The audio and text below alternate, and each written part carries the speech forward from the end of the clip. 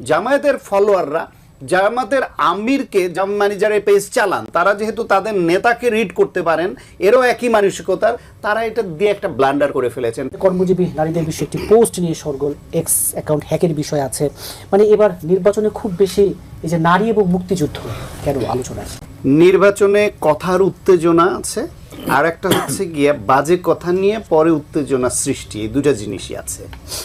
কথার উত্তেজনা হচ্ছে একে অপরকে ঘায়েল করবার জন্য যে উত্তেজিত কথা বলা, সেরকম একটা কথার উত্তেজনা আছে। সেটা বাংলাদেশে সবসময় নির্বাচনে রাজনীতিগুলো ছিল, আছে, হয়তো থাকবেও, আমি আপনি পছন্দ করি বা না করি, এবং এটা পৃথিবীর সব দেশেই কম বেশি থাকে, আছে। আর একটা হচ্ছে গিয়ে অসংলগ্ন, অপ্রয়োজনীয়, পশ্চাৎপদমুখী কথা বলে সেটা নিয়ে একটু উত্তেজনা তৈরি হওয়া এবং সেখান থেকে আবার সরে যাওয়া, অস্বীকার করা এবং সেটা নিয়েও আবার উত্তেজনা হওয়া, সেরকম।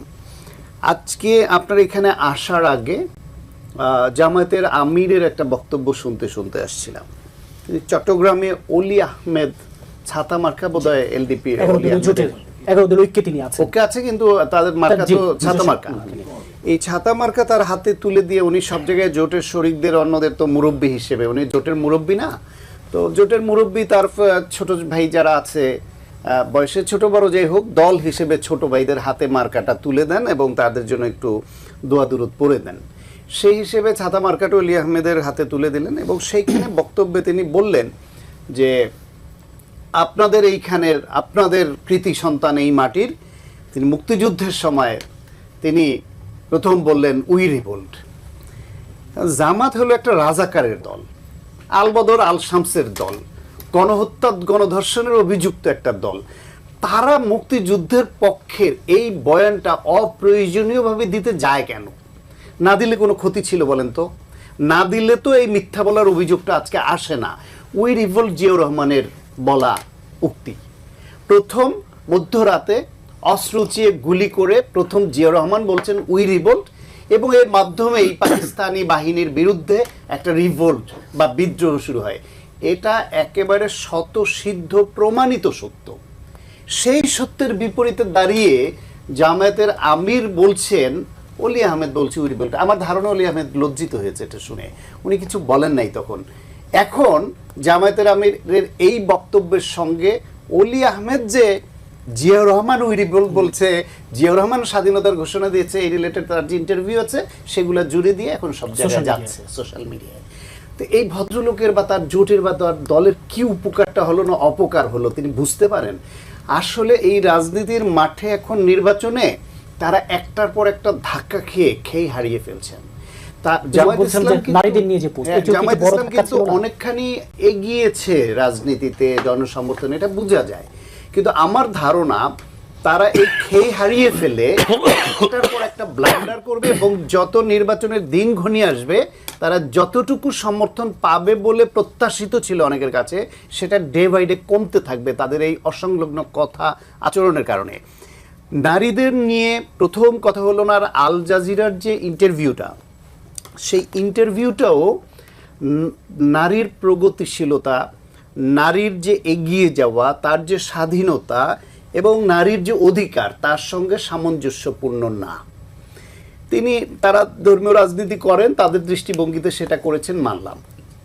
হুবহু উনি ওই ইন্টারভিউতে যেই কথাগুলো বলেছেন তার সব কথাগুলোর সঙ্গে এটাকে মানে একরকম কর্মজীবী নারীদের পতিতার সঙ্গে তুলনা করে শুধু এই শব্দটা যোগ করে একটা এক্স পোস্ট হয়ে গেল।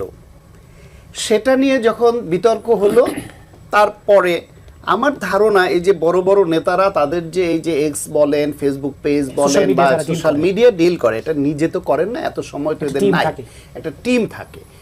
এখন জামায়াতের নারীর প্রশ্নে তাদের দৃষ্টিভঙ্গি কি সেটা কিন্তু আমরা জানি, তাদের বক্তব্য জানি, তাদের আচরণে জানি, তাদের অতীত ভূমিকা জানি। ফলে তার টিমে তার যে কর্মী বাহিনী তারাও ওইটা রিড করতে পারে তার আমির বা তাদের নেতারা কি চায়। হয়তো সেই ধারণা থেকে ওই আল জাজিরার ওই বক্তব্যটাকেই হুবহু ওইভাবে শুধু একটা শব্দটাকে যোগ করে, এবং এটা খুব সুন্দর লেখা, কিন্তু ইংলিশে যে পোস্টটা, এটা যেন তেন কাঁচা হাতের লেখা না, এবং ঘুরিয়ে এমনভাবে লিখছে যে সরাসরিও বলে দেয় নাই। যদি জামায়াতকে জড়িয়ে এরকম একটা হাইপ তোলার জন্য কোনো গোষ্ঠী করতো তাহলে এই ভাষার লেখা হওয়ার কথা না। এক, দ্বিতীয় হলো গিয়ে এরপরে উঠলো বললো যে হ্যাক হয়েছে। হ্যাক হওয়া নিয়ে কয়দিন ধরে প্রত্যেকেই একটা কথা বলছেন, আমার কিন্তু ফেসবুক পেজ একাধিকবার হ্যাক হয়েছে এবং সেই হ্যাক হওয়া ফেসবুক যারা উদ্ধার করে দিয়েছেন তারাও আমাকে এখন বলছেন আপনি ওটা নিয়ে পোস্ট করলেন, আপনার আইডিও তো হ্যাক হয়েছিল, আমি কত ঘন্টায় উদ্ধার করে দিয়েছিলাম। কত ঘন্টায় না, বেসিক্যালি একদিন পরে উদ্ধার করে দিয়েছিল। কিন্তু সেই উদ্ধার করবার জন্য আমাকে আইডি কার্ড হাতে নিয়ে ছবি তুলে পাঠাতে হয়েছে, অনেক প্রশ্নের জবাব দিতে হয়েছে, আমার ইমেলে তাদের তার আগে যখন হ্যাক করে তার আগে মেসেজ আসে সামওয়ান অন্য কোনো ডিভাইস থেকে যাচ্ছে। এখন তো 2 ফ্যাক্টর অথেন্টিকেশন আরও রেস্ট্রিক্টেড হয়েছে, তার উপর যদি এটা আবার ভেরিফাইড পেজ হয় তাহলে তো আরও সুরক্ষিত। সেইখানে যদি তার এটা অন্য কেউ হ্যাক করে থাকে তাহলে ওই যে তার মেলে অথবা তার মোবাইলে যে টেক্সট আসার কথা সেই মেসেজ দুইটা ওরা দেখাই দিলে হয়েছে, ওটা কিন্তু দেখাচ্ছে না। এবং এত অল্প সময়ের মধ্যে উদ্ধার হওয়া, এই মেসেজ না দেখাতে পারা, সমস্ত কিছু এটা মোটামুটি প্রমাণিত যে এইটা আসলে হ্যাক হয় নাই। জামায়াতের ফলোয়াররা জামায়াতের আমিরকে মানে যারা পেজ চালান তারা যেহেতু তাদের নেতাকে রিড করতে পারেন, এরও একই মানসিকতার, তারা এটা দিয়ে একটা ব্লান্ডার করে ফেলেছেন। ফলে বললাম মুক্তিযুদ্ধের ইতিহাস, মুক্তিযুদ্ধ, নারীর অধিকার, নারী সম্পর্কে অবস্থান, এগুলো নিয়ে জামাতের একটু চুপচাপ থাকাই ভালো ছিল, যেহেতু তারা এই লাইনের না। তাদের শেষ করে একটা কথা দিয়ে আর একটা যোগ করি, তাদের দলীয় নারীরা তারা বলছে পুরুষের নেতৃত্বর অধীনে নারীরা থাকবে, এটা মেনে নিয়েই তারা এই দল করে, নারী নেতৃত্বের সুযোগ নাই। সেটা অন্যরা করতে পারেন, ওনাদের ব্রেন ওয়াশ হয়েছে, অন্যরা করতে পারেন। অন্য ধর্মের তারা কেন করবে?